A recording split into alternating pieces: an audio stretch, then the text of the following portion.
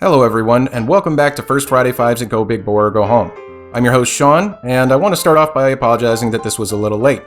Been a little bit busy in the last week, a lot of stuff going on, and is anybody not thrilled that Ghislaine Maxwell actually got arrested? I can't help it, I cheered. Anyway, back to business. This month I wanted to cover a topic that is somewhat appropriate for the current situation with the beer bug. The concern over the situation has seen many folks getting their first firearm, and so I thought, we should talk about the best big bore cartridges for those out there who have never braved the arena above the 9mm or the 38 Special. So here's how this list was determined. The factors included are the cost and availability of firearms in that caliber, how difficult or expensive it is to buy ammunition, and naturally, how much recoil the neophyte will have to contend with. Keeping those guidelines laid out, here are the top 5 big bore handgun cartridges for beginners. Number 5. The 41 Magnum. When it comes to powerful big bore handguns, the 44 Magnum is always the go-to, but considering the large amount of recoil it has, this is not a good starting place for a beginner. The 41 Magnum was designed in 1964 by Elmer Keith and Bill Jordan. The original idea was to create a big bore revolver for law enforcement that would see a 200 grain bullet flying along at about 900 feet per second. Pretty comparable to the now common 40 Smith Wesson cartridge. But it ended up being a more powerful handgun hunting cartridge shooting a 210 grain bullet in the 1300 to 1500 feet per second range. While it may not have been the law enforcement hit they were hoping for with all that power, it was a hit with the handgun hunters. It produces roughly 90% of the power that a 44 Magnum produces with about 70% of the recoil, hence it's showing up on this list. If you're new to the big bore arena and want to shoot a Magnum cartridge, this is the place to begin. Plenty of power and recoil to give you a thrill ride. But this is not the most ideal place to start for the noob. While the 41 Magnum is much easier to contend with than its bigger brother, it still produces quite noticeable recoil, and the uninitiated will run the risk of developing a flinch. And to make things more challenging, the 41 Magnum isn't exactly wildly popular. While there are revolvers available from Ruger, Smith Wesson, Taurus, and a few others, the pickings are pretty slim and not around every corner. Not to mention that ammo is pricey and rare as well. This is a great cartridge for reloaders, but the average Joe will be annoyed with the amount of ammo hunting they will do. With power aplenty and a fun factor that's high, this isn't a bad beginner Magnum big bore. But with noticeable recoil and a rarity of ammo and revolver models, this may not be the best place to start the big bore path. Number 4. The 44 Smith Wesson Special. Now we're talking. The 44 Special was designed in 1907 for Smith & Wesson's new end frame and was designed to be a big chunk of lead for self-defense. And it is exactly that. You will lob a 200 grain, .429 inch diameter bullet downrange at a respectable 900 feet per second. Big, heavy bullets with decent velocity does a good job. And it's quite pleasant to shoot. My wife actually calls shooting it delightful. The recoil produced is pretty manageable, especially in a normal-sized revolver. Granted, it will be a little bigger than a 38 Special to accommodate the bigger cartridge. All things considered, this is an excellent place for any wet-behind-the-ears shooter to experience a big bore handgun. With some strong praise like that, it might seem odd that the 44 Special is only at number 4. So what gives? Well, the cartridge has lost much of its popularity over the years. The muzzle energy puts it on par with a 45 ACP, but in a much larger, less wieldy, and lower capacity handgun. You get a firearm that is comparable in size to a 44 Magnum with 6 shots. Or you can get a smaller version with 5 shots, but it's still going to be the size of an average .357 Magnum revolver that will often carry 7 shots these days. Not to mention that finding 44 Special revolvers is a bit of a challenge. Ruger, Smith & Wesson, and a few others make them, but they are just as rare as the 41 Magnums. And the ammo is also rare and pretty pricey if you don't reload. While the recoil is much easier to live with than the 41 Magnum, the scarcity of the firearms and the ammo hamper the 44 Special in being a solid choice for a beginner. But it's a solid, fun-to-shoot choice for the patient individual who picks one up. Number 3. The 45 Colt. The old faithful big bore that means Western to anyone who ever grew up watching John Wayne. The 45 Colt was designed by Colt for their new M1873 revolver that they sold to the United States Army. More commonly known as the Single Action Army, the Peacemaker, or even just as the Colt 45, the M1873 was designed to shoot a powerful cartridge that would be effective for a military man who found themselves in a tight spot without a rifle. The original black powder loadings would shoot a .454 inch, 255 grain lead bullet at roughly 1,000 feet per second. Pretty darn stout.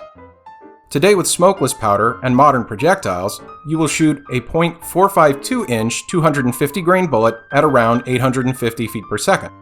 Still no slouch on the power. Surprisingly, the .45 Colt is quite controllable with standard SAMI-spec loadings that keep pressure to 14,000 psi.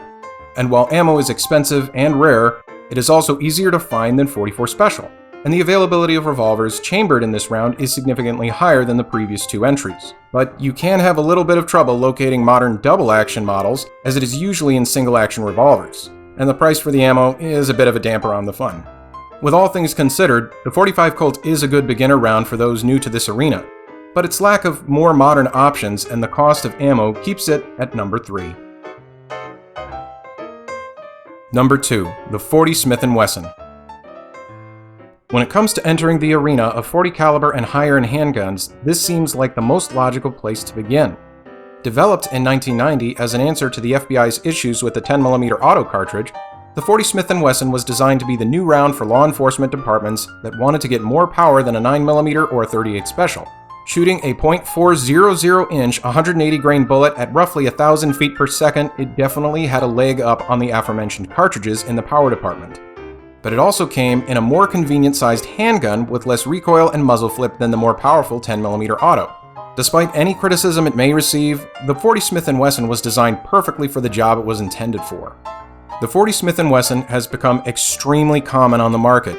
Finding handguns chambered in it is relatively easy, as almost all firearms manufacturers of semi-auto pistols offer something in it, and ammo is very common unless there's some kind of panic going on. And it comes in many varieties that are reasonably priced and comparable to .45 auto prices. The recoil is very livable. It has less push on your palm than a .45 with less muzzle flip than a 10mm. And if you're used to a 9mm, this isn't much of a step up from what you're used to in the recoil department. So why is it the runner-up? Well, there's a couple of reasons. While it is still extremely popular with the civilian market, more law enforcement groups are switching back to the 9mm, as the .40 Smith & Wesson is harder on the firearm with the additional power it possesses. So finding them isn't as easy as it once was.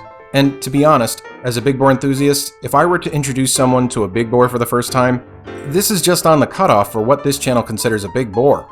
Some will even say it isn't a big bore, as that arena starts at the .41 caliber, the .44 caliber, or even the .45 caliber. And some say you have to go above the .45 caliber to really be in the big bore territory.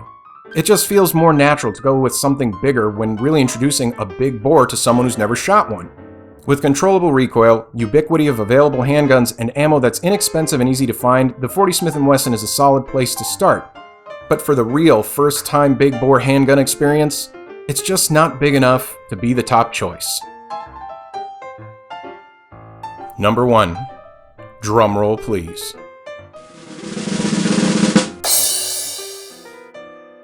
The .45 Auto.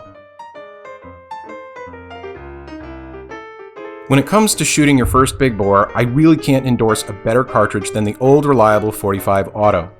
Having been around since 1905 when it was designed for the ongoing trials for a new military handgun in the United States, the .45 Auto has been around long enough to truly prove its worth in many different ways. The common loading shoots a .451-inch 230 grain bullet at roughly 825 feet per second. Good, solid performance for self-defense, and very popular for years in competitive shooting. The cartridge is relatively low pressure, maxing out at around 21,000 psi, meaning that muzzle flip is not an issue, and the recoil can best be described as a big push to your palm. When searching for a platform, the options are practically endless. I mean, only the 9mm and the 22 long rifle have more options for firearms than the .45 Auto. I honestly cannot think of a firearms manufacturer that doesn't produce at least one semi-auto pistol in .45 Auto, and there are a number of manufacturers that produce revolvers in this cartridge. Talk about variety. And ammo is very easy to find. I've never been in a gun store that didn't have plenty of .45 Auto on the shelf. Lots of variety there too, including some Plus P options. It is, sadly, more expensive than the standard 9mm and a little pricier than the .40 Smith & Wesson. But it is a lot cheaper than the .41 Magnum, .44 Special, or the .45 Colt. With so many options for firearms and ammunition, the .45 Auto gives the new shooter a lot of opportunity to find exactly what they like and what they don't like. And the cost won't break the budget either. The recoil, though more than a 9mm or a 38 Special, is nothing to be afraid of and can easily be tamed with some practice. If you're new to the big bore world, I can't think of a better round to start with. Okay, so let's recap our list of beginning big bores before we go. At number 5, we have the 41 Remington Magnum. Not short on fun, but not short on recoil either. Coming in at number 4 is the 44 Smith & Wesson Special, a great but unfortunately uncommon big bore wheel gun round. Number 3 is the legendary 45 Colt, a legend that is still hanging on, but just a little rare. The runner-up at number 2 is the 40 Smith & Wesson, a great beginner round that is just barely crossing that big bore threshold. And number 1, the 45 Auto. True big bore size, true big bore power, and easy to live with in terms of cost, firearms, and ammunition options, as well as recoil. Thanks for watching, and I hope you enjoyed the list. Do you agree, or do you feel there are other great beginner big bore options we didn't cover? Let us know in the comments section. Please like and subscribe if you enjoyed the video, and if you didn't enjoy it, thanks for making it this far and giving our videos a chance. And remember, go big bore, and Jeffrey Epstein didn't kill himself.